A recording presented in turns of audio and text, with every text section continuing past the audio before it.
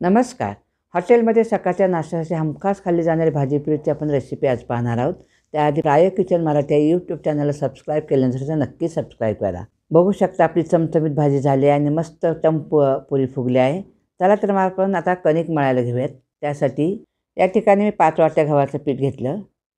त्याच्यात चवीनुसार मीठ टाकायचं. या ठिकाणी मी 1 चमचा मीठ टाकलं आहे. 1 चमचा साखर टाकायची. साखरेने पुरी कशी टम्प फुगते. आणि 2 चमचे रवा घालायचा. रव्याने काय होतं, खुसखुशीत पुरी होते. आता पिठामध्ये तेलाचे कडकडीत मोहन घालायचं आणि चमच्याने व्यवस्थित हलवून घ्यायचं.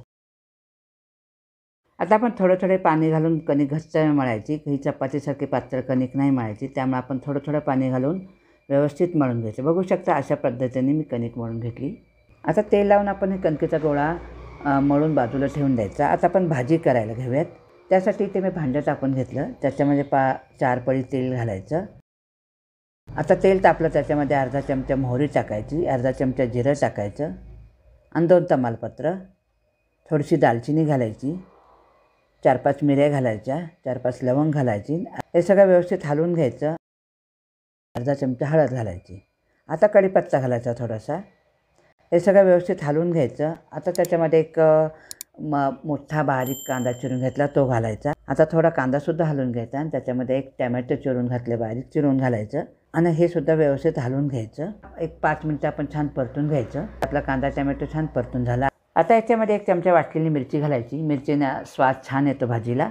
2 चमचा आले लसूण पेस्ट घालायची. आता याच्यामध्ये आपण मसाले घालूयात. 1 चमचा कांदा लसूण मसाला घालायचा, 1 चमचा काश्मीरी मिरची घातली, 1 चमचा लाल तिखट मिरची पावडर घातली, 1 चमचा धनाजिरा पावडर, अर्धा चमचा गरम मसाला आणि अर्धा चमचा आमचूर पावडर. हे ऑप्शनल आहे, घालावं असं काय नाही, घातलं तरी चालेल, नाही घातलं तरी चालेल.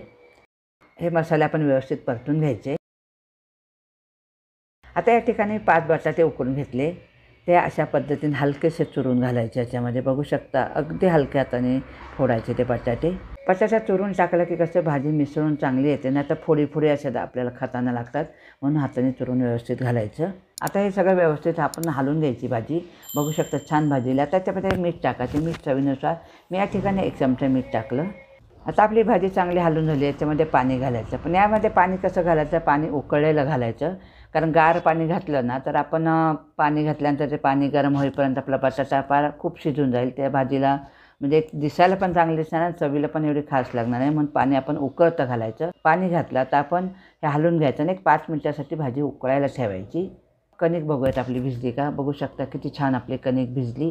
आणि आता आपण याचे बारीक गोळे करून घ्यायचे. बघू शकता या ठिकाणी मी असे गोळे करून घेतले. या पद्धतीने गोळे केले की अशी पुरी टम्प फुगते. एकदम बारीक गोळे घेतले तर एकदम पातळ पुरी होऊन त्याचे तुकडे पडतात. पुरी फुगत पण नाही, कडक होते.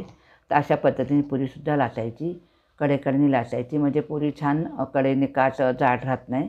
आता आपली पुरी छान लाटून झाली. अशा पद्धतीने आपण सगळे गोळे व्यवस्थित लाटून घ्यायचे. एकदम लाटून घेतली कशी आपल्या पुऱ्या तळायला पण आपल्याला सोपं जातं. आता आपलं तेल तापलं का पाहूयात. बघू शकता आपलं तेल पण चांगलं तापलं. जास्त पण धूर येईपर्यंत आपण द्यायचं नाही, कारण पुरी टाकली की लगेच करपेल. म्हणून तेल गरम झालं की आपण त्यात पुरी घालायची. बघू शकता आपली पुरी छान टम्प फुगली.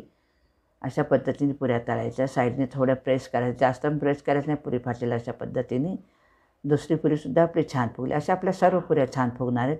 अशा पद्धतीने तुम्ही पुऱ्या लाटा. अशा पद्धतीने तुम्ही पुरीची कणिक मळा, पुऱ्या लाटा, म्हणजे मस्त पुऱ्या होतात.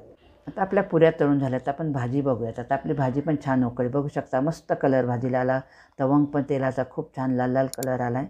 आता याच्यामध्ये आपण गार्निशिंगसाठी कोथिंबीर घालणार. आणि तुम्हीसुद्धा अशी भाजीपुरीची रेसिपी करून बघा, खूप मस्त चवीला लागते.